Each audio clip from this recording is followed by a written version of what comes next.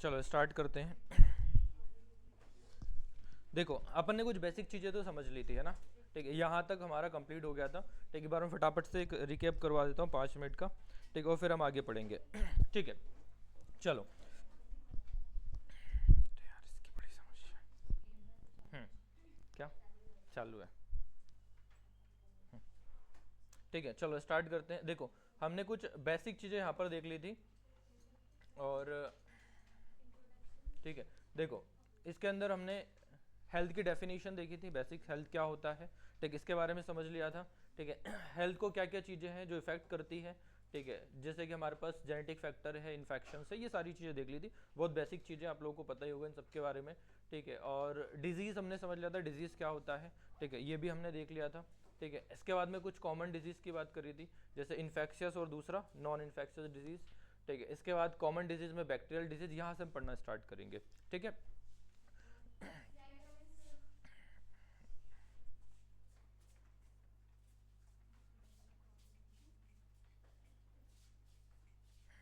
चलो। ठीक है, यहाँ से हम स्टार्ट करेंगे। तो देखो हमारे पास कुछ कॉमन डिजीज़ हैं, क्या क्या हैं। जैसे हमारे पास बैक्टीरियल डिजीज़। लोग यार टाइम से आया करो। ठीक है, जल्दी बैठ जाओ फटाफट। लगा लो, गेट लगा लो, चलो।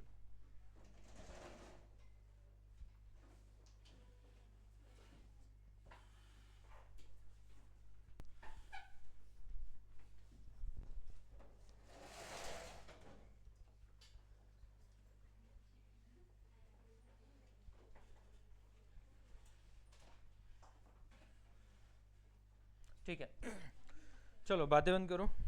देखो अब हमारे पास आते हैं कुछ कॉमन डिजीजेस, जैसे bacterial disease, viral disease, protozoan, helminths disease और फंगल डिजीज। ठीक है, ये कुछ 5 तरह की डिजीज हमको पढ़नी है। और ये जो क्लासिफिकेशन है, ये क्लासिफिकेशन है किस पे, किसके बेस पर? तो हमने देखा था ये है on the basis of pathogen. On the basis of pathogen. Pathogen का क्या मतलब है? ठीक है, ठीक है, रोग जनक के आधार पर। किसके आधार पर है ये? रोग जनक के आधार पर, यानी कि इसका रोग जनक कौन है, उसके आधार पर हमने इसको क्लासिफाई किया है। ठीक, अगर कोई, ठीक है, इन्फेक्शियस डिजीज, मतलब कोई भी अगर डिजीज मान ली जाए, ठीक है, बैक्टीरिया की वजह से हो रहा, किसकी वजह से? बैक्टीरिया, तो उसे हम क्या कहेंगे? Bacterial disease. हिंदी में इसे हम कहेंगे जीवाणु, यानी जीवाणु जनित रोग हो जाएगा। क्या हो जाएगा? जीवाणु जनित रोग। अगर कोई वायरस की वजह से हो रहा है ऐसे ही, तो वायरल डिजीज हो जाएगा। प्रोटोजोआ की वजह से तो प्रोटोजोवन। इसी तरह से हमारे पास सारी डिजीज आएगी। तो हम एक एक करके स्टार्ट करते हैं। पहला हम स्टार्ट करते हैं बैक्टीरियल डिजीज से। ठीक है, पहला हमारे पास कौन सा आएगा? बैक्टीरियल। ठीक है, तो हम अगर आपसे पूछा है कि बैक्टीरियल डिजीज क्या है, ऐसे पूछेंगे नहीं, इतना इजी क्वेश्चन, तो हम बता देंगे एक ऐसी डिजीज जो बैक्टीरिया के संक्रमण से होती है, उसे हम क्या कहेंगे? बैक्टीरियल डिजीज कहेंगे। जिसमें पहला हमारे पास आता है टाइफॉइड। बहुत कॉमन डिजीज है और बहुत इंपॉर्टेंट है, हमारे एनसीईआरटी में दे रखा है इसको। ठीक है, जो आप लोगों से पूछा जाता है। ठीक है, टाइफॉइड को हम, ठीक है, मियादी बुखार या आंत ज्वार भी कहते हैं इसको। और आप लोगों ने सुना होगा तो गाँव में इसको, ठीक है, महाराज भी कहते हैं। सुना होगा आप लोगों ने कि महाराज निकल रहे हैं। ठीक है, तो इसको हम नॉर्मल भाषा में, ठीक है, हमारे इधर महाराज भी कहते हैं कि महाराज निकल रहे हैं। ठीक है, सुना होगा आप लोगों ने, सभी ने, सभी को हुआ होगा तो बोला होगा कि महाराज हो गया है। ठीक है, कुछ नहीं होता है, जब बुखार आता है, बुखार ठीक नहीं होता है कुछ टाइम तक, और वो लंबा हो जाता है, तो उसको हम महाराज कह देते हैं। फिर ऐसे इधर उधर जाते हैं और कुछ करवाते हैं वो सब। ठीक है, होता क्या इसमें देखो। ठीक है, ये जो, ठीक है, टाइफॉइड है, ये एक पैथोजन की वजह से होती है, एक बैक्टीरिया की वजह से, जिसको हम कहते हैं साल्मोनेला टाइफी। क्या होता है? Salmonella typhi. क्या है ये एक जीवाणु है। क्या है ये? जीवाणु। साल्मोनेला टाइफी जीवाणु की वजह से होती है। इसका इन्फेक्शन होता है हमारी बॉडी में, जिसकी वजह से हमें क्या होता है? टाइफॉइड होता है। ठीक है, क्लियर है इतना? ठीक है, पैथोजन याद रखना, इससे आप लोगों का क्वेश्चन पूछा जाता है। पैथोजन बहुत ज़्यादा इंपॉर्टेंट है। ठीक है, आप लोग के डिजीज में सबसे ज़्यादा क्वेश्चन जो आते हैं वो आते हैं पैथोजन से। ठीक है, आपको एक साइड में दे देंगे, या नॉर्मल क्वेश्चन भी पूछेंगे तो आपको पूछेंगे कि ये हमारे पास एक डिजीज दिया हुआ है और ये किस पैथोजन की वजह से होता है। तो हमारा पहला होगा, ठीक है, टाइफॉइड। टाइफॉइड होता है पैथोजन जिसका, ठीक है, पैथोजन का मतलब होता है रोगजनक। ठीक है, तो इसका रोगजनक होता है साल्मोनेला टाइफी। क्या होता है? Salmonella typhi.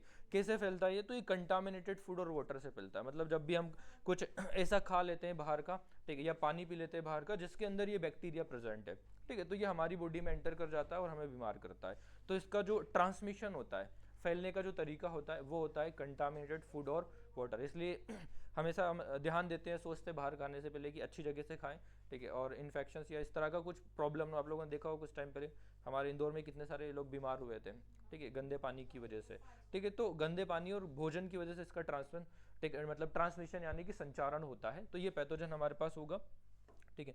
और क्या क्या सिम्टम्स होते हैं इसके अंदर? तो तेजी से बुखार आता है, ठीक है, मतलब हाई फीवर होता है। कितना फीवर होता है?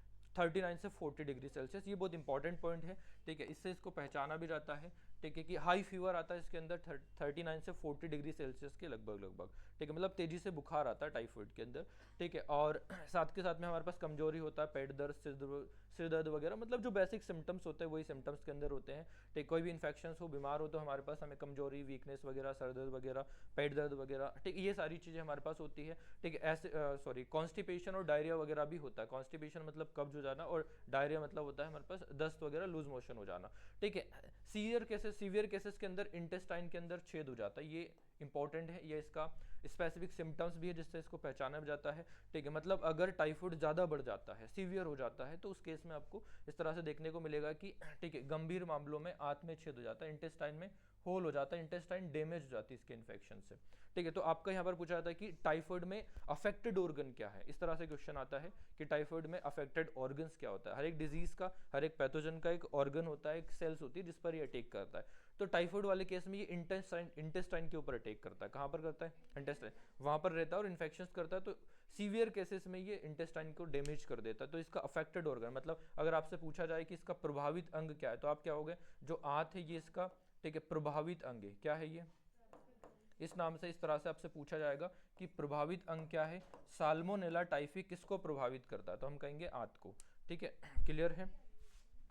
ठीक है, क्लियर है, ठीक है। तो ये हमारे पास हो जाएगा। इसके सिम्टम्स क्या क्या सिम्टम्स हो गए देख लो, ठीक है। लगातार तेज बुखार आना, कमजोरी होना, भूख ना लगना, ठीक है, कब्ज वगैरह, दस्त वगैरह, और गंभीर मामलों में आंत में क्या हो जाता है? छेद हो जाता है, ठीक है। ये इसका स्पेसिफिक है, इसको आपको याद रखना है, ठीक है। ये हमारे पास हो जाते हैं सिम्टम्स। सिम्टम्स के बाद में ट्रांसमिशन की बात करें, कैसे ये फैलता, अभी बताया मैंने आप लोगों को, कंटामिनेटेड फूड और वाटर से, दूषित भोजन और जल। जब हम दूषित भोजन या जल इस तरह से हम ले लेते हैं तो उसकी वजह से क्या होता है? ये हमारी बॉडी में आ जाता है, ठीक है। अफेक्टेड ऑर्गन देखो, वही लिखा आपको, स्मॉल इंटेस्टाइन, मतलब आंत के अंदर ये होता है। डायग्नोसिस, केसेस का पता लगाया जाता है, तो विडाल टेस्ट होता है। ये भी एक बहुत इंपॉर्टेंट है। ये दोनों पॉइंट आपके लिए बहुत ज़्यादा इंपॉर्टेंट है, इनको आपको, ठीक है, हाईलाइट कर लेने हैं। यहाँ से आपका सवाल पूछा जाता है, ठीक है। अफेक्टेड ऑर्गन स्मॉल इंटेस्टाइन, ठीक है, और ठीक है, इसका टेस्ट जो है वो होता है विडॉल टेस्ट। ये बहुत बार पूछा गया और पूछा जाता है कि टाइफाइड के लिए कौन सा टेस्ट किया जाता है, तो आप क्या कहोगे? विडॉल टेस्ट। या विडॉल टेस्ट किसके लिए किया जाता है, तो आप क्या कहोगे? टाइफाइड के लिए। क्लियर है? चलो आगे हम बात करते हैं। और दूसरा डिजीज होगा निमोनिया। टाइफाइड हो गया, ठीक है। दो तीन तरह के पॉइंट है जहाँ से आप लोगों का क्वेश्चन पूछा जाएगा। निमोनिया की हम बात करें, इसका पैथोजन होता है साल्मोनेला, सॉरी, ठीक है, निमोनिया का होता है स्ट्रेप्टोकोकस निमोनी या हीमोफिलस इन्फ्लुएंजा। मतलब दो पैथोजन होते हैं, दो बैक्टीरिया होते हैं इसके, दोनों निमोनिया करते हैं, और ये बच्चों में बहुत कॉमन होता है, आप लोगों ने सुना होगा, ठीक है। तो ये हमारे पास जाएगा स्ट्रेप्टोकोकस निमोनी। क्या हो जाएगा? स्ट्रेप्टोकोकस निमोनी, ठीक है। कोकस वर्ड का मतलब पता आप लोगों को? ठीक है, कोकस वर्ड कब लगाते हैं? गोल। इसका जो स्ट्रक्चर होता है ना, राउंड होता है, ठीक है। यहाँ पर जो लिखा ना आप लोगों का कोकस, ठीक है, ये आप लोगों ने 11th में पढ़ा होगा, ठीक है। कोकस मतलब इस तरह का स्ट्रक्चर होता है, इसका राउंड शेप स्ट्रक्चर होता है, ठीक है, इसलिए इसको हम कोकस वर्ड कहते हैं। तो स्ट्रेप्टोकोकस निमोनी बैक्टीरिया होता है ये, ठीक। और एक होता है हीमोफिलस इन्फ्लुएंजा। क्या होता है दूसरा? ठीक है, हीमोफिलस इन्फ्लुएंजा, ठीक है। ये दोनों बैक्टीरिया हैं जो आपको निमोनिया कॉज करते हैं। तो पैथोजन क्या हो जाएगा बोलो? ठीक है, स्ट्रेप्टोकोकस निमोनी और हीमोफिलस इन्फ्लुएंजा बैक्टीरिया, ये दोनों क्या है? बैक्टीरिया है, ठीक है। क्लियर है? याद रहेगा, ये दोनों क्या है? ये दोनों जीवाणु है, ठीक है। वैसे भी हम बैक्टीरियल डिजीज पढ़ रहे हैं, ऊपर हेडिंग दिया हुआ है, तो ये हमारे पास है बैक्टीरिया, ठीक है। चलो आगे बात करते हैं। इसमें सिम्टम्स क्या क्या होते हैं। देखो, आपको कुछ नहीं करना है इसके अंदर, जो आपके ठीक है, कॉमन कोल्ड के सिम्टम्स होते हैं, वही सिम्टम्स ऑलमोस्ट इसके अंदर होते हैं और कोई ज़्यादा चेंजेस नहीं होता है। ठीक है, फेफड़ों में संक्रमण होता है, अफेक्टेड ऑर्गन्स जो होते हैं इसके अंदर क्या होते हैं, फेफड़े होते हैं। ठीक है, हाई फीवर होता है और ठंड लगता है, तेजी से बुखार आता है और तेजी से क्या लगता है, ठंड लगता है इसके अंदर। ठीक है, साथ के साथ में कफ वगैरह होती है, खांसी चलती है और ठीक है म्यूकस वगैरह खांसी के अंदर होता है। ठीक है, साथ में डिफिकल्टी ब्रीदिंग, सांस लेने में दिक्कत होती है। ठीक है, चेस्ट पेन होता है, छाती में दर्द होता है और तेज सांस मतलब रैपिड ब्रीदिंग। देख आपने देखा होगा अगर किसी को निमोनिया होता है, जनरली बच्चों में ज़्यादा होता है, मतलब छोटी एज में ज़्यादा होता है, तो जब उनको निमोनिया होता है तो छींके आना, सर्दी होना, इस तरह के सिम्टम्स तो होते ही, साथ के साथ में उसकी सांस फूलने लग जाती है। क्यों, क्या होता है, क्योंकि जो फेफड़े होते हैं ना उनके अंदर पानी भर जाता है, एक फ्लूइड भर जाता है और फ्लूइड भरने की वजह से क्या होता है कि वो ठीक है गैसेस का वहाँ पर एक्सचेंज नहीं हो पाता है हमारे लंग्स के बीच में। देखो हमारे जो लंग्स होते हैं उसके अंदर क्या होता है, ठीक है आप लोगों ने स्ट्रक्चर तो पढ़ा ही होगा, ठीक है सभी ने।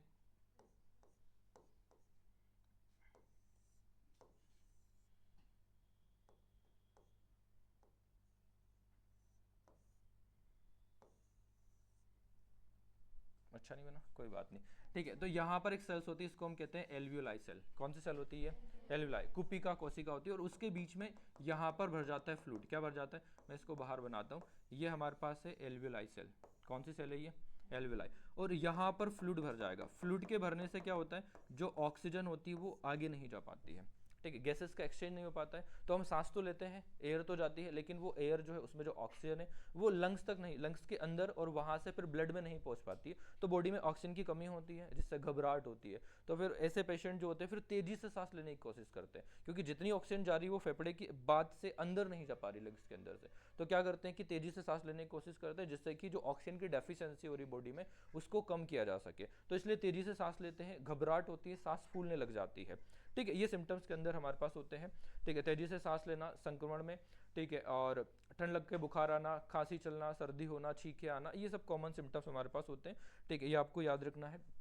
इसके बाद हम बात करते हैं ट्रांसमिशन कैसे होता है। तो ट्रांसमिशन कॉमन कोल्ड की तरह होता है। अगर किसी व्यक्ति को ठीक है निमोनिया है, अगर वो छींकेगा, ठीक है, तो उसकी जो ड्रॉपलेट्स होगी वो आसपास स्प्रेड होगी, फैलेगी, और वो अगर हमारे कांटेक्ट में आएगी तो उससे हमें क्या हो जाएगा, ठीक है, निमोनिया हो जाएगा, क्योंकि उस ड्रॉपलेट के अंदर क्या होता है, वो बैक्टीरिया होता है। कौन सा बैक्टीरिया होता है, स्ट्रेप्टोकोकस निमोनी, और दूसरा हीमोफिलस इन्फ्लुएंजा। तो जब भी किसी व्यक्ति को निमोनिया होता है, जब वो छींकता है तो छींकने के साथ जो ड्रॉपलेट होती है उन ड्रॉपलेट के साथ वो बैक्टीरिया आता है और वो हवा में बाहर आता है और उसी के थ्रू फिर हमारी बॉडी में क्या होता है, ट्रांसफर हो सकता है। तो इसलिए इसका ट्रांसमिशन जो होता है वो होता है ठीक है ड्रॉपलेट के थ्रू, कफिंग और स्नीजिंग के थ्रू, खांसने, छींकने और इनसे जो ड्रॉपलेट निकलती है इसके थ्रू इसका ट्रांसमिशन होता है, ये फैलता है। इसलिए आपने सुना होगा, हम कहते हैं कि छींकते समय हमें हाथ लगाना चाहिए ताकि जो ड्रॉपलेट से वो स्प्रेड ना हो। ठीक है, और साथ में अगर मान लीजिए किसी व्यक्ति को है, मान लीजिए किसी व्यक्ति को और बैठा हुआ है, तो वो छींकेगा, नोज में हाथ लगाएगा, साथ में दूसरा व्यक्ति बैठे तो उसी की ऑब्जेक्ट वगैरह यूज करने से भी इसका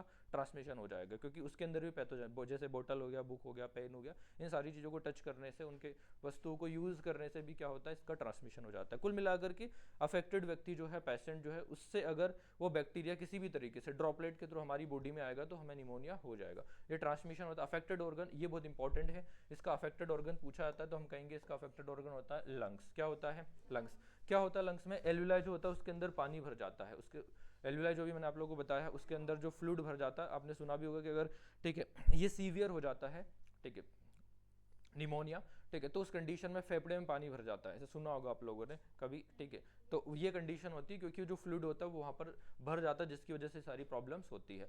डायग्नोसिस कैसे करते हैं, एक्सरे वगैरह, नॉर्मल ब्लड टेस्ट वगैरह इसका किया जाता है, जिससे इसको हम पता लगाते हैं कि निमोनिया, बाकी सिम्टम्स के बेस पर पता लगाया जा सकता है। ठीक है, ये हमारे पास हो जाता है कंप्लीट। ठीक है, क्या बचा है इसमें और, ठीक है ओके ये दो डिजीज हमारे सिलेबस में डिटेल में दे रखी थी जिनको हमने पढ़ा है। अब कुछ बेसिक मतलब कुछ कॉमन डिजीजेस हैं जो बैक्टीरिया की वजह से होती है, लेकिन जिनका डिटेल हमें नहीं पढ़ना है, सिर्फ हमें नाम और उनका पैथोजन वगैरह जानना है। आप लोगों से इतना ही पूछा जाएगा कि ये जो डिजीज है ये किस पैथोजन की वजह से होती है, यानी किस बैक्टीरिया की वजह से होती है। जैसे हमारे पास पहला है ट्यूबरक्लोसिस। क्या है, सब लोग जानते हैं इसके बारे में, ट्यूबरक्लोसिस जिसको हम टीबी कहते हैं। ठीक है, और इसका जो पैथोजन होता है वो होता है हमारे पास माइकोबैक्टीरियम ट्यूबरक्लोसिस। ठीक है, क्या होता है, माइकोबैक्टीरियम ट्यूबरक्लोसिस। याद रहेगा, ठीक है, नहीं रहेगा, रहेगा, ठीक है। क्या है हमारे पास, ट्यूबरक्लोसिस, पैथोजन क्या है माइकोबैक्टीरियम ट्यूबरक्लोसिस।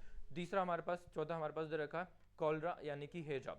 ठीक है, जिसका पैथोजन होता है विब्रिया कोलेरी। ठीक है, देखो नाम से याद रखने का तरीका है। ठीक है, जैसे यहाँ पर देखो ट्यूबरक्लोसिस में पैथोजन में क्या आ रहा है, ट्यूबरक्लोसिस, तो आप इससे याद रखोगे ट्यूबरक्लोसिस यानी माइकोबैक्टीरियम ट्यूबरक्लोसिस।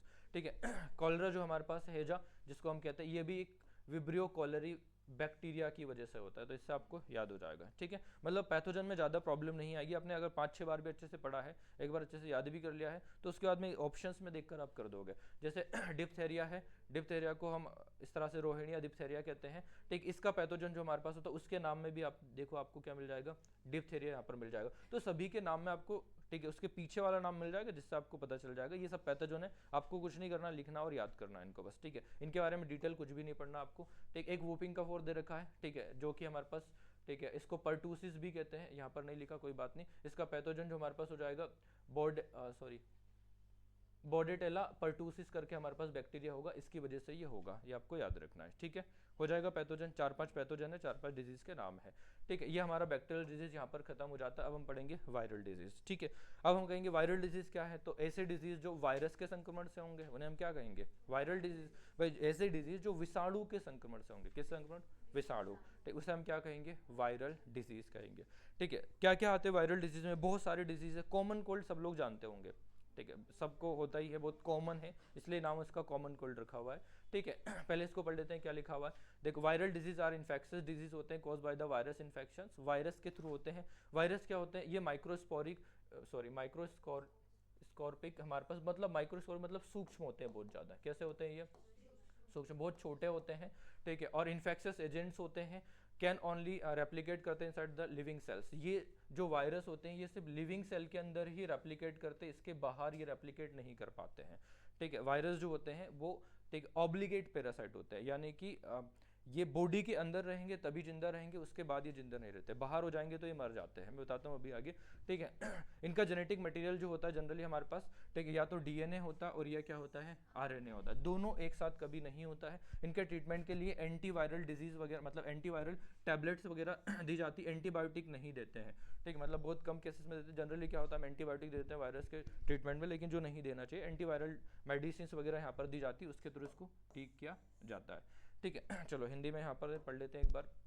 विषाणु जनित या विषाणु जनित रोग जो होते हैं ये ऐसे संक्रमण होते हैं जो विषाणु के संक्रमण से होते हैं। किसके संक्रमण, विषाणु। ठीक है, विषाणु क्या होते हैं, तो ये बहुत ही सूक्ष्म संक्रामक कारक होते हैं, बहुत छोटे होते हैं। ठीक है, जो परपोषी जीव के शरीर में ही जिंदा रहते हैं, जो केवल परपोषी के अंदर ही क्या रहेंगे, प्रजनन करते हैं और उन्हीं के अंदर जिंदा रहते हैं, बाहर ये जिंदा नहीं रह पाते हैं। ठीक है, बहुत छोटे होते हैं। ठीक है, इसके बाद में इनका आनुवांशिक पदार्थ या तो डीएनए होता है और यह क्या होता है, आरएनए होता है, दोनों किसी भी वायरस के अंदर नहीं होगा। ठीक है, ये आपको हमेशा याद रखना है। ठीक है, इनके ट्रीटमेंट के लिए हमारे पास हम प्रतिजैविक नहीं देते हैं, जबकि इनकी जगह पर क्या देते हैं, एंटीवायरल मेडिसिन वगैरह दी जाती है जो वायरस के अगेंस्ट होती है। ठीक है, जैसे किसी को कॉमन कोल्ड हो गया तो क्या करते हैं, ज़्यादातर जाते हैं मेडिकल पे और एंटीबायोटिक्स लेके खा लेते हैं, ऐसा नहीं करना चाहिए। ठीक, बॉडी रेजिस्टेंट हो जाती है उससे। ठीक है, क्योंकि वायरस जो है, ठीक है, उस पर एंटीबायोटिक काम नहीं करती है, एंटीबायोटिक बैक्टीरिया पे काम करती है। किस पे काम करती है, बैक्टीरिया पर। ठीक है, तो इसलिए यहाँ पर एंटी बैक्टीरियल नहीं देते हैं, एंटीवायरल मेडिसिन दी जाती है। देखो ये जो लिखा है मैं आप लोगों को बता देता हूँ, थोड़ा सा यहाँ पर बता देता हूँ। देखो, ठीक है, ये जो वायरस कुछ इस तरह का स्ट्रक्चर होता है। ठीक है, इसमें ये जो है ये प्रोटीन कोट होता है। क्या होता है ये, प्रोटीन कोट। ठीक है, यानी प्रोटीन का आवरण। क्या होता है, प्रोटीन का आवरण। ठीक है, और इस प्रोटीन के आवरण के अंदर पड़ा होता है इसका जेनेटिक मटेरियल। क्या पड़ा होता है, जेनेटिक मटेरियल। तो यहाँ पर पड़ा होता है इसका जेनेटिक मटेरियल, ये कुछ भी हो सकता है। ये जो जेनेटिक मटेरियल है, ठीक है, आनुवांशिक पदार्थ, जेनेटिक मटेरियल, ये या तो डीएनए होगा या फिर क्या होगा, ठीक है, या तो डीएनए होगा या क्या होगा, ठीक है, आरएनए होगा, दोनों एक साथ नहीं होगा। ठीक है, ठीक, या तो क्या होगा डीएनए या फिर क्या होगा आरएनए। किसी भी वायरस में डीएनए और आरएनए एक साथ नहीं होते, या तो उसमें डीएनए मिलेगा जेनेटिक मटेरियल या क्या मिलेगा, आरएनए मिलेगा। जेनेटिक मटेरियल मतलब क्या है, आनुवांशिक पदार्थ। ठीक है, तो जब ये इन्फेक्शंस करता है, क्या करता है, इन्फेक्शन। देखो होता क्या है, मान ली जाए ये वायरस हो गया और एक हम होस्ट सेल की बात कर लेते हैं। मान ली जाए कि ये है एक होस्ट सेल। कौन है ये, होस्ट सेल समझते हो आप लोग, होस्ट सेल मतलब जिसके अंदर ये इन्फेक्शन करेगा, ठीक है। अभी कंपैरिजन मत करना, वायरस बड़ा है वो सेल छोटी है, ठीक है, वो तो बना दिया ऐसे, ठीक है। ये वायरस जब इसके अंदर इन्फेक्शंस करता है तो अपने जेनेटिक मटेरियल को ट्रांसफर करता है, किसको ट्रांसफर करता है, जेनेटिक मटेरियल, ठीक है, डीएनए या आरएनए को। ये उसके अंदर जाएगा और वहां जाकर के फिर प्रोटीन बनाता है। क्या बनाता है, प्रोटीन, ठीक। आगे समझेंगे, अभी आएगा। मैं आप लोग को बता ही देता हूँ, एक काम करता हूँ, इसको पूरा बता देता हूँ, इसको हटा दे रहा हूँ, रुको। हम HIV के अंदर तो पढ़ेंगे ही।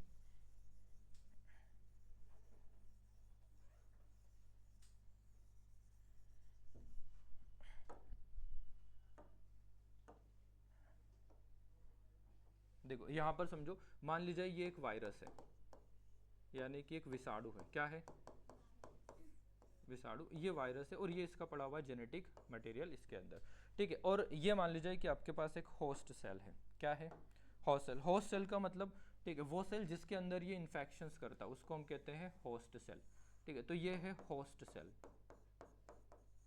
ठीक है। अभी ये वायरस बॉडी के बाहर है, आउटसाइड ऑफ द बॉडी, तो ये अभी नॉन लिविंग है। कैसा है ये, नॉन लिविंग। अभी ये जो, ये कहाँ से आएगा, ठीक है, ओके। ये जो हमारे पास है वायरस, ये अभी बॉडी के बाहर है, आउटसाइड ऑफ द बॉडी है। कहाँ पर ये, आउटसाइड ऑफ द बॉडी। और जब ये बॉडी के बाहर है, शरीर के बाहर है, यानी कि होस्ट्स के बाहर है, तो ये कैसा है अभी, ठीक है, ये है अभी आजीवित। कैसा है ये, आजीवित, यानी ये है अभी नॉन लिविंग,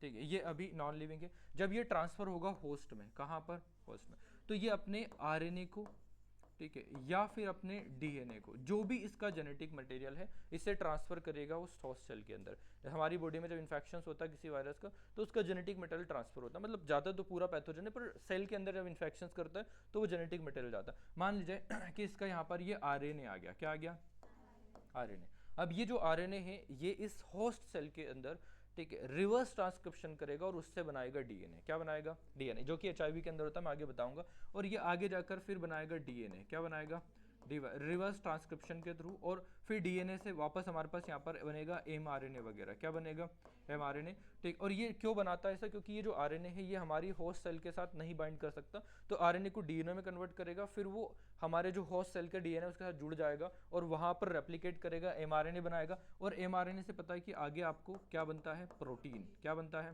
प्रोटीन। तो आगे बनाए गए प्रोटीन, मान लीजिए कि इसने प्रोटीन के कुछ मॉलिक्यूल्स बना लिए। अब जो प्रोटीन है, ठीक है, इसी तरह से अब ये डीएनए और आरएनए भी रेप्लिकेट करेगा, और यहाँ पर आरएनए भी होगा, डीएनए भी होगा, मतलब इसका जेनेटिक मटेरियल तो आरएनए भी होगा और प्रोटीन भी होगा, और आरएनए और प्रोटीन मिलकर फिर से क्या बना देगा, नया वायरस बना देगा। तो इस तरह से होस्ट सेल के अंदर ये अपनी पॉपुलेशंस को बढ़ाता है, और उसके बाद में फिर जो अफेक्टेड ऑर्गन्स होते हैं उनको टारगेट करता है। तो बॉडी के बाहर नॉन लिविंग होता है और होस्ट सेल के अंदर क्या हो जाता है, ये लिविंग हो जाता है। जब इन्फेक्शंस करता है तो उसके जेनेटिक मटेरियल को ट्रांसफर करता है। उसके बाद में हमारी बॉडी में जो हमारे अफेक्टेड ऑर्गन्स होते हैं, अफेक्टेड ऑर्गन कैसे डिसाइड करते हैं, ये रिसेप्टर पर डिपेंड होता है। मतलब कि हमारी बॉडी में जो सेल्स होती है, सेल्स की सरफेस पर प्रोटीन के कुछ मॉलिक्यूल्स होते हैं, उनको हम रिसेप्टर्स कहते हैं, और वो जो रिसेप्टर्स होते हैं उनको पहचानते हैं ये वायरस।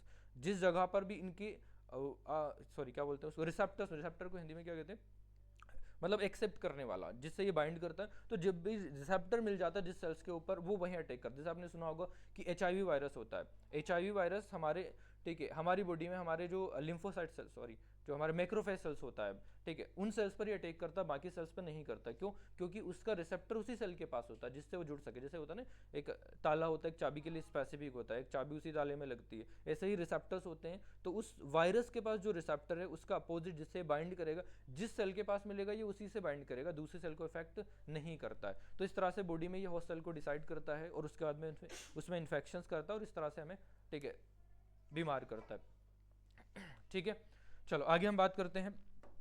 ठीक है, कुछ कॉमन डिजीज है, आ जाते हैं वापस से कॉमन डिजीज के ऊपर, यानी कि हमारे वायरस के अंदर जैसे कॉमन कोल्ड हो गया पहला डिजीज। इसके बारे में तो बहुत ज़्यादा आपको पढ़ने की जरूरत नहीं, सबको पता होगा, बेसिक चीज़ें हैं। कॉमन कोल्ड है, जिस वायरस की वजह से होती है उसको हम कहते हैं राइनो वायरस कहते हैं। क्या कहते हैं, राइनो वायरस। इसके ठीक है, बहुत सारी सब स्पीसीज, सब वेराइटी होती है, 200 से ज़्यादा स्पीसीज होती है, सब वेराइटी होती है, टाइप्स होते हैं समझ लो, जिनको हम सिंपल भाषा में वेरिएंट कहते हैं। कि भाई एक वायरस है और उसके अलग अलग वेरिएंट होते हैं, जैसे कोविड-19 के अपने अलग अलग वेरिएंट देखे होंगे। ठीक है, तो ये हमारे पास होता है राइनो वायरस। ठीक है, हो जाएगा इतना। राइनो वायरस मतलब ग्रुप ऑफ वायरस कहते हैं जिसको, ठीक है, बहुत सारे वायरस का ग्रुप होता है, ठीक है। सिम्टम्स क्या होते हैं, सभी को हुआ है, नाक बंद हो जाना, नाक का बहना, छींक आना, गले में खराश होना, खांसी होना, सिर दर्द वगैरह होना, ये सारे सिंपल्स हमारे पास से सिम्टम्स होते हैं जो सबको पता है, सभी को कॉमन कोल्ड हुआ ही होगा, हुआ है, ठीक है। पार्वती बोल रही है हाँ सर अभी हुआ था, पार्वती पढ़ा देगी ये तो, ठीक है, ठीक है। तो ये हमारे पास है, ठीक है, ये सारे सिम्टम्स हैं, कुछ इसमें कुछ भी ऐसा नहीं जो आपको नहीं पता है, ठीक है। चलो कॉमन कोल्ड के अंदर ट्रांसमिशन की बात कर लेते हैं, कैसे फैलता है, तो सिंपल है, जैसे निमोनिया फैलता है ऐसे ही ये फैलता है, ठीक है। जो ड्रॉपलेट्स होते हैं, ठीक है, उनके थ्रू इसका इन्फेक्शन होता है। ड्रॉपलेट्स मतलब वही बूंदे जो होती है छींकने से, खांसने से, उनके थ्रू बॉडी से ये दूसरे बॉडी में ट्रांसफर हो जाते हैं, ठीक है। मतलब कोई भी पेशेंट है, ठीक है, तो उसकी कोई भी ऑब्जेक्ट वस्तु भी होगी, पेन वगैरह, बुक वगैरह, कॉपी वगैरह, बॉटल कुछ भी यूज़ करोगे तो उसकी सरफेस पर कुछ पैथोजन, कुछ वायरस वगैरह चिपका होगा, ठीक है, जो उसने टच किया, जिसकी वजह से हमारी बॉडी में आ जाएगा, ठीक है, और हमें क्या हो जाएगा, कॉमन कोल्ड, ठीक है।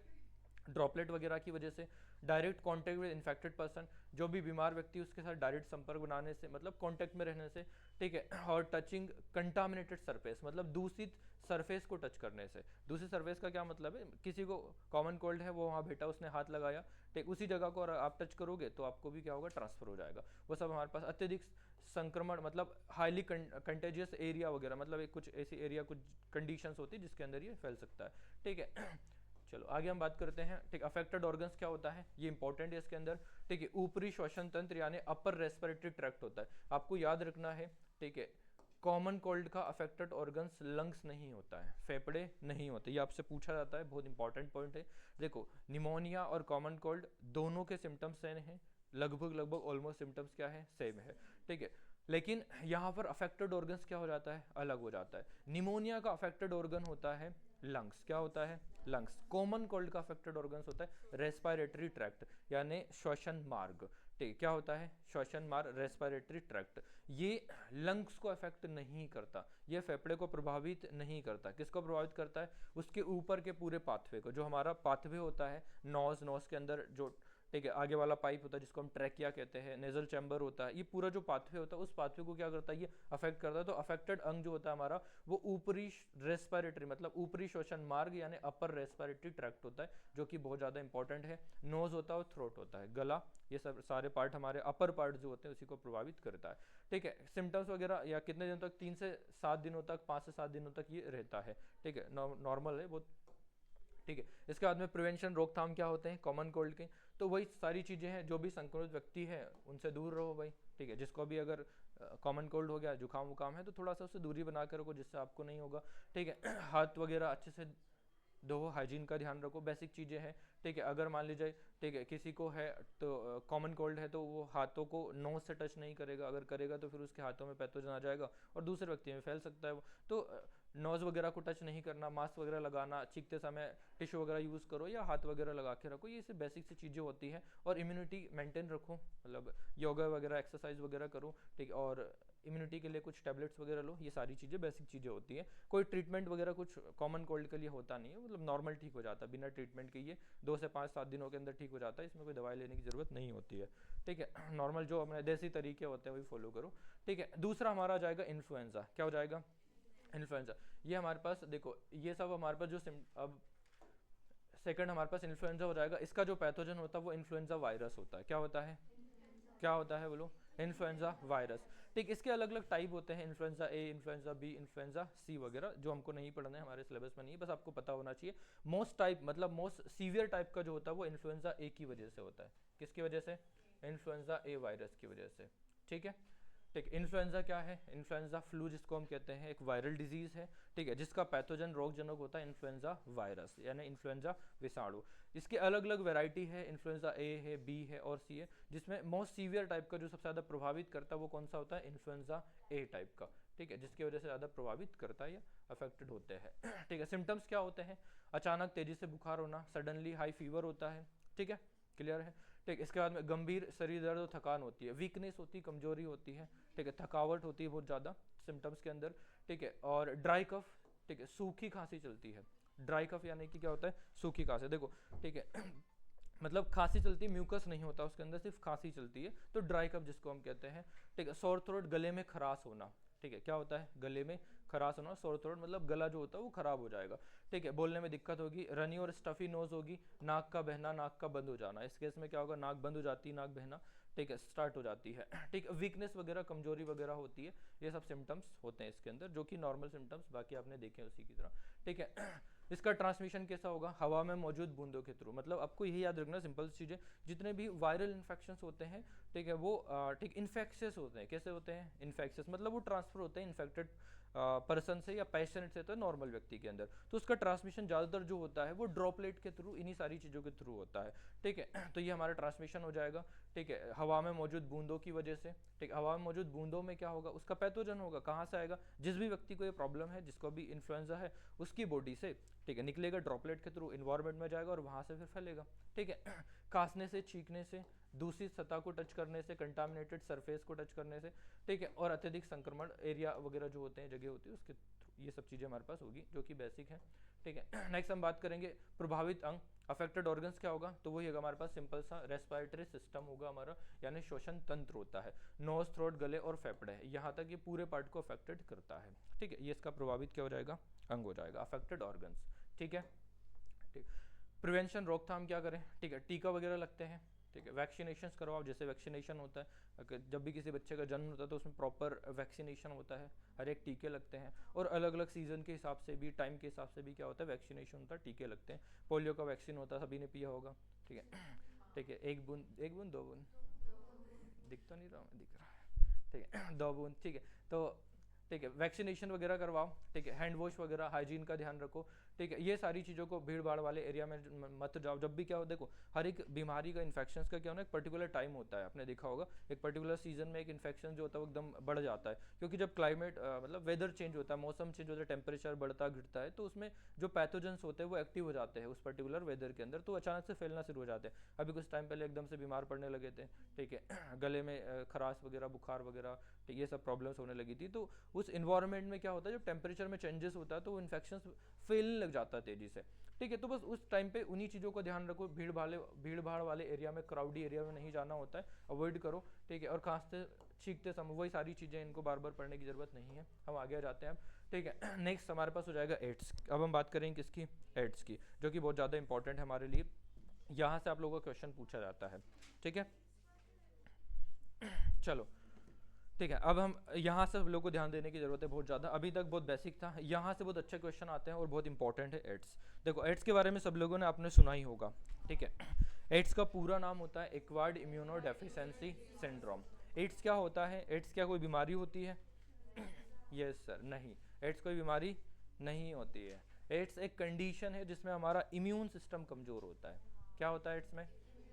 ठीक, अभी तक हम यही, ठीक है, यही जानते थे कि एड्स क्या है, एक बीमारी है, ठीक है, एड्स कोई बीमारी नहीं है, एड्स कोई रोग नहीं है, एड्स एक ऐसी कंडीशन है जिसमें हमारी बॉडी का इम्यून सिस्टम यानी प्रतिरक्षा तंत्र जो होता है, ठीक है, वो कमज़ोर हो जाता है। क्या हो जाता है? कमज़ोर, और उसके कमज़ोर होने से बाकी के इन्फेक्शंस जो होते हैं वो बढ़ जाते हैं। देखो आपको पता है कि हमारी बॉडी में एक सिस्टम है जिसको हम कहते हैं इम्यून सिस्टम, प्रतिरक्षा तंत्र, और जो प्रतिरक्षा तंत्र है, इम्यून सिस्टम, ये हमें बचाता है इन्फेक्शन से। किससे बचाता है?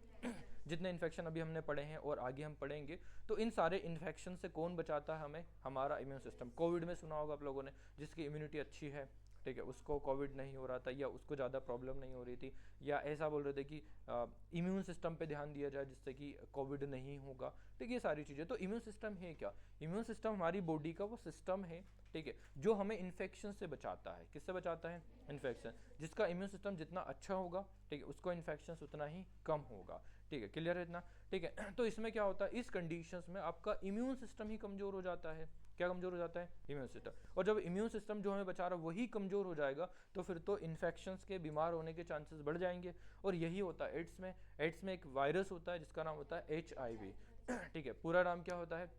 Human immuno deficiency virus. ये जो वायरस होता है, मतलब ह्यूमन इम्यूनो वायरस होता है, ठीक, HIV, ये हमारी बॉडी में जो हमारा इम्यून सिस्टम बनाने वाली सेल्स होती है उन्हीं को मार देता है, और जब उन्हीं को मार देगा तो इम्यून सिस्टम तो ऑटोमेटिक क्या हो जाएगा, खत्म।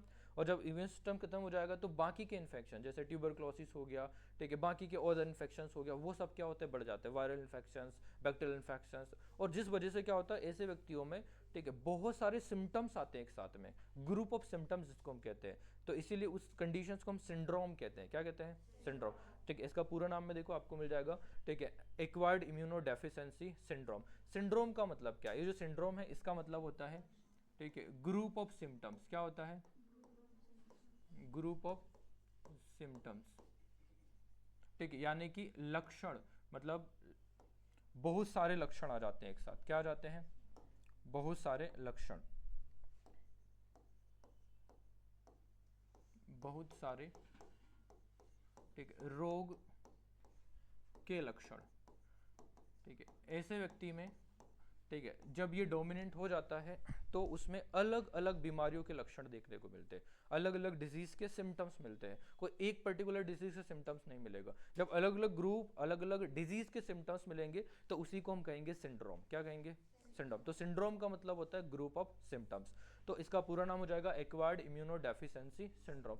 क्या मतलब है, देखो, एक्वायर्ड मतलब होता है उपार्जित, इम्यूनिटी मतलब प्रतिरक्षा, ठीक है, डेफिशिएंसी यानी कमी हो जाना, और सह लक्षण मतलब बहुत सारे लक्षणों का समूह। तो इसमें एक्वायर्ड इम्यूनिटी के अंदर, ठीक है, डेफिशिएंसी होगी जिसकी वजह से अलग अलग इन्फेक्शंस होंगे और उसके लक्षण यहाँ पर आते हैं। एक्वायर्ड इम्यूनिटी क्या होती है, देखो, इम्यूनिटी हमने अभी देखा कि प्रतिरक्षा हमारे शरीर की जो हमें इन्फेक्शन से बचाती है, ठीक। इसके दो टाइप होते हैं, एक वो जो हमारी बॉडी खुद बनाती है और एक जो हमारी बाई बर्थ आती है, जो उसको हम आगे पढ़ेंगे, ठीक। एक इम्यून सिस्टम, ये एक इम्यून सिस्टम का एक वो पार्ट जो जन्म से हमारे साथ आता है कहाँ से आता है, जन्म से, ठीक है, उसको हम कहते हैं इन्नेट इम्यूनिटी। क्या कहते हैं उसको एक होता है एक्वायर्ड इम्यूनिटी जो जन्म के बाद हमारे पास आता है, यानी हमारी बॉडी, ठीक है, जन्म के बाद खुद से डेवलप करती है, खुद से बनाती है, ठीक है, तो उसी को हम कहते हैं एक्वायर्ड इम्यूनिटी। और HIV के अंदर उसी एक्वायर्ड इम्यूनिटी को खत्म कर दिया जाता है, ठीक है। जैसे देखो हमारी बॉडी पे जो स्किन है ये इन्फेक्शन से हमें बचा रही है, कि ये जन्म के बाद बनी नहीं, ये तो जन्म के साथ है, हमारे बाई बर्थ है, तो ये इन्नेट इम्यूनिटी है। लेकिन हमारी बॉडी में जो एंटीबॉडीज बनाने वाली सेल्स होती है, जो लिम्फोसाइट सेल्स होती है, टी लिम्फोसाइट, बी लिम्फोसाइट, ये डेवलप होती है, एंटीबॉडीज को बनाती है, और वो एंटीबॉडीज इन पैथोजन से लड़ती है, ठीक, और हमें इन्फेक्शन से बचाती है। तो उन्हीं सेल्स को यहाँ पर मार दिया जाता है, उन्हीं सेल्स को खत्म कर दिया जाता है। जब वो सेल्स खत्म हो जाएगी, ठीक है, तो हमारा इम्यून सिस्टम अपने आप क्या होगा, कमजोर होगा। तो आपसे अगर पूछा है कि एड्स में, ठीक है, कौन सी इम्यूनिटी प्रभावित होती है, तो हम कहेंगे एक्वायर्ड इम्यूनिटी, यानी उपार्जित प्रतिरक्षा। कौन सी प्रतिरक्षा, उपार्जित। उपार्जित का मतलब होता है जिसको हमने जन्म के बाद बनाया है। उपार्जित मतलब ऐसे, उपार्जित मतलब अर्जित करना, जिससे गेन करना, एक्वायर करना, जिसे हम खुद बनाते हैं। तो यहाँ पर एक्वायर्ड इम्यूनिटी जो होती है हमारी, ठीक है, एक्वायर्ड इम्यूनिटी उसको खत्म कर दिया जाता है, जिसकी वजह से इन्फेक्शन यहाँ पर होते हैं, ठीक है। रोगजनक क्या होता है इसका, ठीक है, HIV, ह्यूमन इम्यूनोडेफिशिएंसी वायरस, ठीक है। और ये जो वायरस है ये एक रेट्रो वायरस है। कौन सा वायरस है, रेट्रो वायरस। रेट्रो वायरस का मतलब होता है ऐसे वायरस जिनका आनुवंशिक पदार्थ RNA होता है। क्या होता है, RNA। ऐसे वायरस जो जेनेटिक मटेरियल कंटेन करते हैं, इसे RNA को, जिनका RNA जो जेनेटिक मटेरियल होता है, उन्हीं को हम क्या कहते हैं, रेट्रोवायरस, ठीक है। समझ पा रहे हो रेट्रोवायरस क्या है, देखो, एक है राइनो वायरस, एक है राइनो वायरस, मतलब ग्रुप ऑफ वायरस जो होता है, उसको हमने कॉमन कोल्ड में देखा था। रेट्रोवायरस का मतलब ऐसा वायरस, ठीक है, जिसका आनुवांशिक पदार्थ क्या हो, ठीक है, जिसका आनुवांशिक पदार्थ, जिसका आनुवांशिक पदार्थ क्या होगा,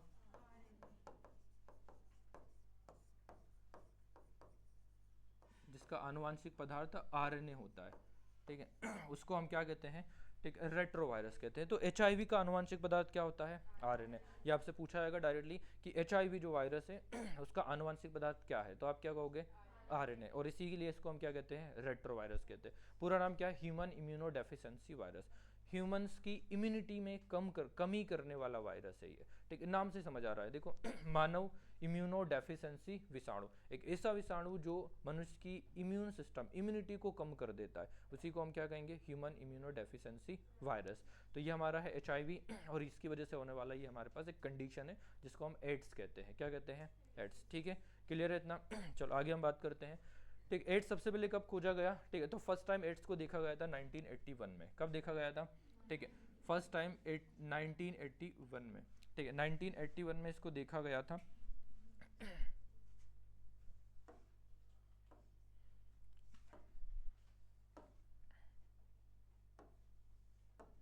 ठीक है, ये आपको याद रखना है, कभी इस तरह के डेटाबेस क्वेश्चन आप लोगों से पूछे जाते हैं।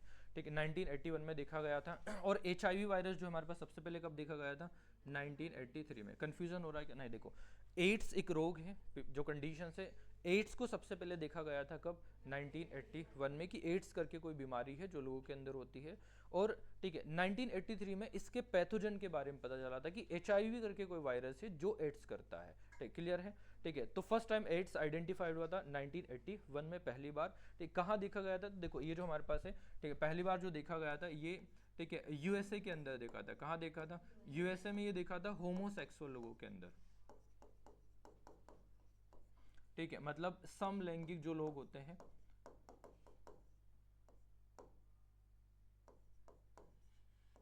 ठीक, उनके अंदर इसको डिस्कवर किया था। ठीक है, एड्स को। ठीक है, इतना ठीक है, तो ये हमारे पास हो जाएगा। HIV को कब देखा था? 1983 में। विश्व एड्स दिवस कब मनाया जाता है? 1 दिसंबर को। अभी निकला था, हम लोगों ने देखा था, आप लोगों ने देखा होगा स्टेटस सारी चीज़ों को। ठीक है, तो विश्व एड्स दिवस मनाया जाता है कब? 1 दिसंबर को। ये तीनों पॉइंट बहुत इंपॉर्टेंट है, यहाँ से आप लोगों के क्वेश्चन आने के चांसेस होते हैं। ठीक है, कर लोगे इतना? हो जाएगा। अगर आपसे पूछे एड्स कब देखा सबसे पहले, तो 1981 में। उसका जो पैथोजन है वायरस, वो कब मिला? 1983 में मिला। एड्स दिवस कब मनाते हैं? 1 दिसंबर को। ठीक, किस में देखा गया था? कहाँ देखा? USA के अंदर। कहाँ पर देखा था? USA में। जो समलैंगिक लोग होते हैं, होमोसेक्सुअल, उनके अंदर इसको देखा गया था। ठीक, ये हमारे पास एड्स के बारे में हो जाएगा। ठीक है, चलो इतना कर लोगे? चलो, अभी तो है अपने पास टाइम। ठीक, अब हम आगे बात करते हैं। ठीक है, चलो देखो, यहाँ पर स्ट्रक्चर के बारे में बात हो रही है। HIV का स्ट्रक्चर क्या होता है? ठीक है, तो यहाँ पर इमेज लगा नहीं है, मैं आप लोगों को, ठीक है, शायद मैं लगा दूंगा इसका इमेज, आप लोगों को बता दूंगा। मैं ऐसे बता देता हूँ आप लोगों को। ठीक है, देखो, जो हमारे पास HIV होता है, कुछ इस तरह का, जो भी मैंने वायरस का स्ट्रक्चर बताया वैसे स्ट्रक्चर्स होता है, और ज़्यादा कुछ नहीं है। ठीक है, थोड़ा सा कॉम्प्लिकेटेड होता है, इसके बाद रिसेप्टर्स होते हैं। तो ये इसका प्रोटीन कोड होता है, जो हमने अभी देखा है। क्या होता है ये? Protein code. ठीक है, प्रोटीन कोड, यानी प्रोटीन का आवरण होता है। क्या होता है? प्रोटीन का आवरण। और ये जो प्रोटीन का आवरण होता है, ठीक है, और इसकी सरफेस पर यहाँ पर होते हैं रिसेप्टर्स। क्या होते हैं? इन्हीं रिसेप्टर से क्या करता है ये जाकर के, ठीक है, होस्ट सेल से बाइंड करता है। किससे बाइंड करता है? होस्ट सेल से। ठीक है, तो ये हो गए रिसेप्टर इसके। ठीक है, ये हो जाएंगे क्या? रिसेप्टर। रिसेप्टर को हिंदी में क्या कहते हैं? ग्राही कहते हैं। क्या कहते हैं? ग्राही, जिनसे ये जुड़ता है। और इसके बाद में देखो, इसके बाद में यहाँ पर इसके अंदर होता है इसका जेनेटिक मटेरियल। क्या होता है जेनेटिक मटेरियल? बताओ जरा। ठीक है, RNA होता है, बिल्कुल। तो ये आपको दिख रहा है, ये जो स्ट्रक्चर, ये क्या है? RNA है। और ये जो RNA है, इसके यहाँ पर एक और, ठीक, ऐसे स्ट्रक्चर पड़ा होता है, मतलब एक एंजाइम होता है। ठीक, इसका नाम बता सकते हैं कोई? RNA पॉलीमरेज, क्या बात है। RNA पॉलीमरेज नहीं होगा, रिवर्स ट्रांसक्रिप्टेज एंजाइम्स होता है। ये जो एंजाइम्स आपको दिख रहा है, इसका नाम होता है रिवर्स ट्रांसक्रिप्टेज। चलो मैं पूरा लिख देता हूँ, इसका नाम होता है रिवर्स ट्रांसक्रिप्टेज। ठीक है, एंजाइम। ठीक है, अच्छे से लिखना पड़ेगा, दोनों में लिखना है यार। चलो देखो, मैं वापस से लिख देता हूँ। ठीक है, इसको हम कहते हैं रिवर्स ट्रांसक्रिप्टेज एंजाइम। ठीक है, क्या करता है ये एंजाइम? पता है किसी को? बता सकते हैं कोई?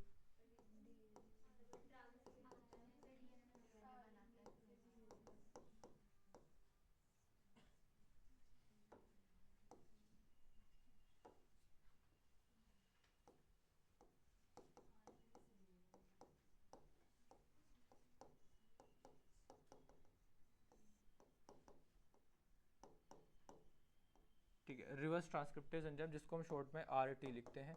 और ये करवाता है रिवर्स ट्रांसक्रिप्शन। जब ये RNA को, इसके RNA को हमारी बॉडी में ट्रांसफर करता है, ह्यूमन बॉडी के अंदर, और जब हमारे ह्यूमन होस्ट सेल के अंदर जब मैक्रोफेज सेल्स के अंदर ट्रांसफर करता है तो वहाँ पर आरएनए जाकर के डीएनए बनाता है। तो ये इसका काम होता है, मैं यहाँ पर आप लोग को बता देता हूँ, जो कि इंपॉर्टेंट है। हालांकि मैं आप लोग को ये रिवर्स ट्रांसक्रिप्शन में पढ़ा चुका हूँ, वहाँ पर भी मैंने आप लोग को बताया था कि अगर मान लीजिए कोई आरएनए है, क्या है आरएनए, मान लीजिए ये कोई आरएनए है और इस आरएनए से अगर डीएनए बनाना हो, क्या बनाना हो, डीएनए, ठीक है। तो ये जो आरएनए है और इस आरएनए से अगर डीएनए बनाना हो तो उस कंडीशन में एक एंजाइम्स की जरूरत पड़ती है। किसकी जरूरत पड़ती है, एंजाइम्स की।